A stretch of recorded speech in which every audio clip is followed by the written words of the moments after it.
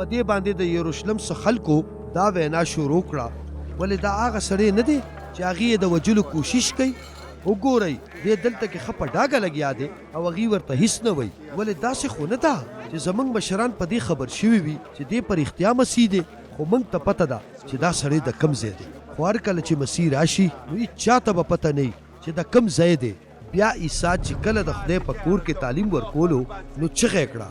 تاسو ما پیژنئ او تاسو ته پته ده چې زه د کم ځای یم خو زه په خپله مرضۍ نه یم راغلی خو چا چې زه رالېږلی یم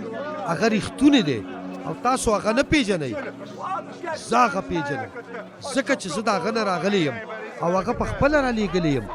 نو بیا ځینې مشرانو د هغه د نیولو کوشش وکړو خو هېڅ چا هغه ته لاس وانه چولو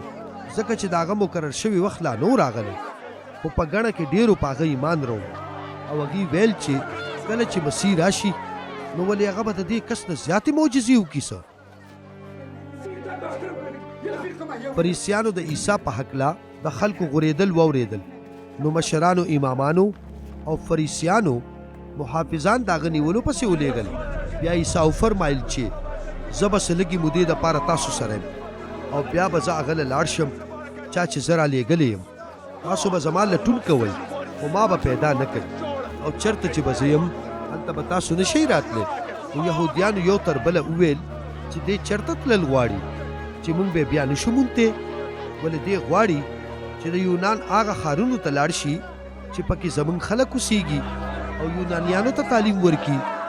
د هغه د دې وینا نه مطلب څه دی چې تاسو به زما لټون کوئ خو ما به پیدا نه کوي او چېرته چې به زه یم هلته به تاسو نه شئ راتلی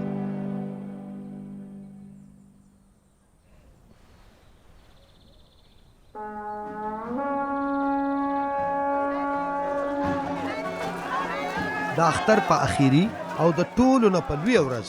عیسی ودرېدلو او په اوچت اواز یې وفرمایل که څوک تږي وي هغه د ما له راشي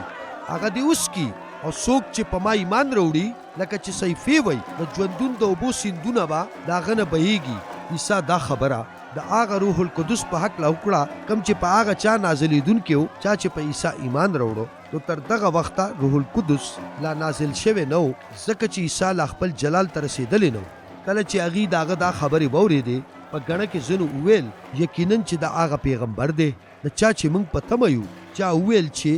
دا مسیح دی او ځینو وویل چې ولې مسیح به د ګلیل نه راځي څه ولې صیفې دا نه فرمایي چې مسیح به د داود د خاندان او د بیت لحم نه راځي د هغه کلي نه چې داود پکې اوسېدلی دغه شان د عیسی په وجه په خلکو کې بې اتفاقي پیدا شوله په هغې کې ځینو غوښتل چې ګرفتار یې کړي خو هېڅ چا هم هغه ته لاس وانه چولو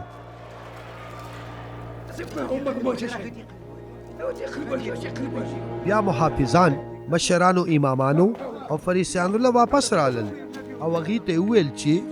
تاسو هغه ولې ځان سره رانه وسته محافظانو جواب ورکړ چې هېڅکله هم چا داسې خبرې نه دي کړې څنګه یې چې دا سړی کوي فریسیانو ورته وویل چې ولې هغه تاسو هم بېلارې کړی څه